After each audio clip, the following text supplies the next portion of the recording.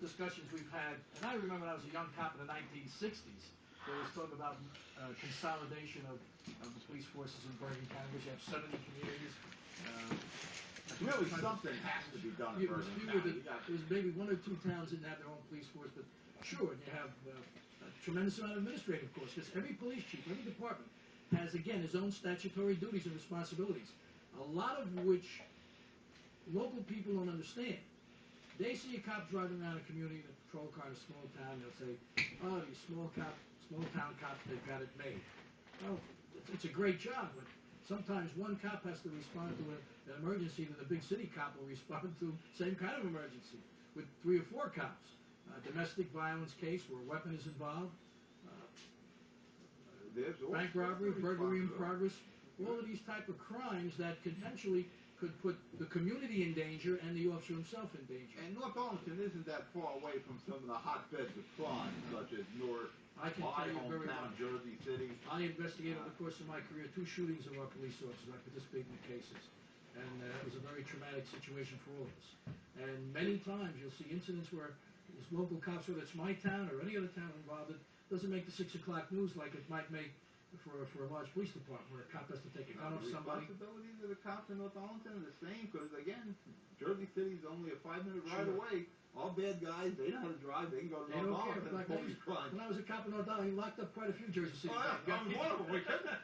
I've been in that North Arlington court back in the 70s. I was there. Real bad guys. That guy's like you. I just didn't have my car registered. We're talking about burglars. We're talking about I didn't do that.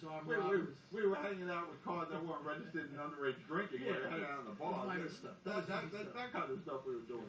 I tell you, nowadays you wish that was the crime problem we had. I wish that's what we had. There's a different world out there now. Certainly do. So that, if you're given another 4 years, you're going to look in. We have to do it. But you've got to get, somehow you have to be able to work with the city council. I went through that here in Jersey City back when Mayor Glenn D. Cunningham was mayor. And oddly enough, an ex-cop also, an ex-marshal. And you guys, ex-cops seem to have these problems when you become mayor. The council was night and day with Glenn, and it really stagnated the city. Same problem you have. You have ideas and programs you want to get forward, but you have a problem with the council. They're just not cooperating with you. How do you change that? Well, I change that. You got to get some favorable people on the council. My councilman elected along with me on next Tuesday. Who are your council candidates? Al Grinnell, who served on the council, he was a finance chairman for a couple of years. When Al was a finance chairman, we had only 2% tax increases in 2 budgets in a 24-month period. And Bobby McClintock is a newcomer to local government. He's a retired Jersey City fireman. Oh, that's a benefit right there. And as a fire captain, he knows all about government administration. He's taken the courses. He's been to the schools. He knows where cuts can be made and where cuts shouldn't be made. I assume he could be involved with the volunteer fire department you have too, with his background. Very much. Let's go back to the first guy with the financial. What is his finance background? Al is an executive with with UPS. He's well-run organization. Yeah, he runs one of their computer operations here in North Jersey, and he has a knack for budgets and finance, for scrutinizing budgets, for looking at budget requisitions, for chopping through, for cutting the fat. This is what you need. In this trying times, and believe me, it's going to be trying times now, it's going to be trying times next year and the year after. It's going to be difficult. You need a dollars and cents, a numbers guy. We're all going to have these financial problems for a while. It's nothing that's going to be resolved easily. I know the general public gets restless. I get restless. Taxpayers get restless. Well, you get the tax bill, and it seems like it's constantly going up. Right. Somehow, how can you get a grip on the tax status in North Arlington in the next 4 years? How can you look in the camera there and talk to your residents and say, I'm going to reduce this. I'm going to get a handle on it. We've got to cut operating costs. That's what we have to do. Well, you have some great ideas right now with the county. And consolidation of merging of departments, merging with other communities wherever we can to cut operating costs is what we have to do. But the community, on the same token, is going to have to get used to those changes, because the council passed an ordinance a few months ago charging $20 for emergency medical transports to doctors' offices. A lot of senior citizens are unhappy with that because it's just another financial burden for them. It's a regressive tax. So what we're trying to do now, what I've done is I've arranged with the county to make arrangements for $1 to transport our senior citizens when they have medical appointments with a county transportation service. So we've given them a telephone number to call. They have to make the arrangements for about 2 weeks in advance, if at all possible, and the transport should be done between like 10 and 2 or 3 in the afternoon. But once they get into the system there, because my daughter used to work for Transcend, that's the medical transportation arm for Hudson County. Once you get in the system, you get your doctor's appointment, you tell the Transcend personnel again it's Hudson County, I have another doctor's appointment in a week, 2 weeks. They can pretty much just keep you scheduled, and that's right. You're going to be picked up, taken to your doctor, and you're doing that for $1. That's what the county is doing it for us as a county service. Again, that's coming through Dennis McDermott's Anything office. you can do to help the seniors, absolutely, you're doing. Now, absolutely. Not they're saying you can't help the younger people, but the seniors, they're on fixed income, so you just save them $24. Yeah. The more you can do with the county, I think the better you are. What about schools? Because that's the big thing in the state now, trying to combine the school systems, because every school system has a superintendent, you got the various layers of bureaucracy in the schools. In my community, 24% of the Board of Education budget goes to administration. And again, you see school superintendents getting salaries in excess of $170,000 in small school systems with roughly 100 employees. In my case, we have about 1,400 students in the school system, close to $25 million budget. This, again, is something that the community, the parents, the minute you talk about merging schools, you'll hear complaints from people that, I don't want my school system merged with X community, because they seem to think that an adjoining community doesn't have as good a school system or as good a reputation. They may not feel that the school buildings are as safe for their children. So this is a very school building would stay there. Yeah, this is a very difficult issue to get people to support. We don't have people going to school board meetings and council meetings, for that matter, telling us we should start merging with another community, our school system. I think that's the future looking at. I think it's going to have to be, because you hear people talk about how property taxes are in other states. That's true. And these are other states, number one, that are not as populous as New Jersey is. Oh, sure. We're one of the highest. I hear people talk about moving in Delaware, and they tell me how cheap the taxes are. Then I have a guy come back and tell me, I got out of there. There's no street lights, no sidewalks. I called the cop. It took a half hour for him to get there. I called an ambulance. It took a half hour for the ambulance to get there. Then the hospital was 30 miles away. So there is a trade-off. And that's the economic reality of living in New Jersey. You want to listen. You want to be able to walk outside your door and go to a convenience store and get a pack of gum, cigarettes, or a coffee. You can't do that everywhere. Right. The closer you get to the Empire State Building, the more everything costs. Exactly. That's it. The guy who lives in Marietta, Georgia, believe me, he's living a lot cheaper than we are, but he doesn't have the services we have. What about Christie's toolbox? You're going to probably have to deal with that. I agree with the governor on a number of these issues. I tell you right now, the guy's riding one hell of a wave. He's riding a wave because he's saying the things and doing the things that people want.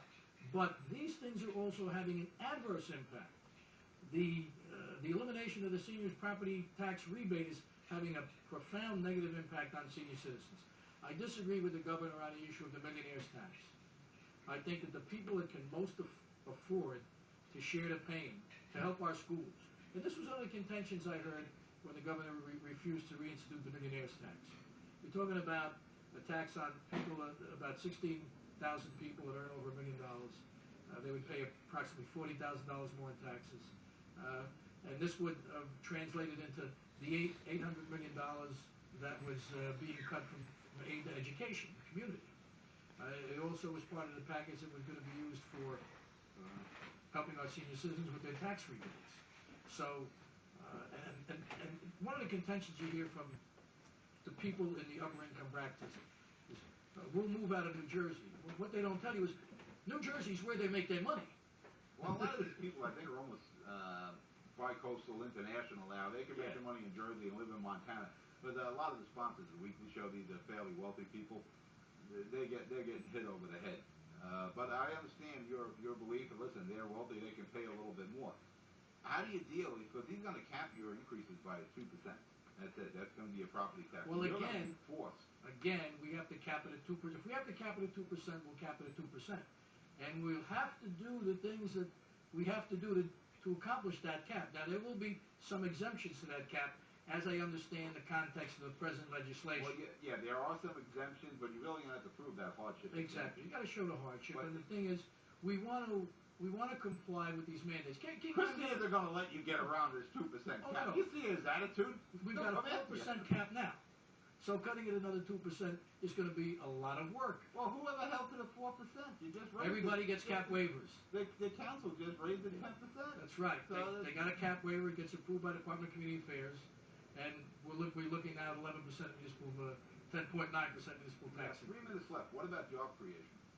Well, again, my focus now is for the future of the Meadowlands region, bringing viable businesses into the community. Hopefully, the businesses that already exist on 48 Avenue may be able to expand and hire additional people. There are a number of businesses down on 48 Avenue with the construction trades, of course, and they're feeling it particularly bad right now. They're feeling it very badly.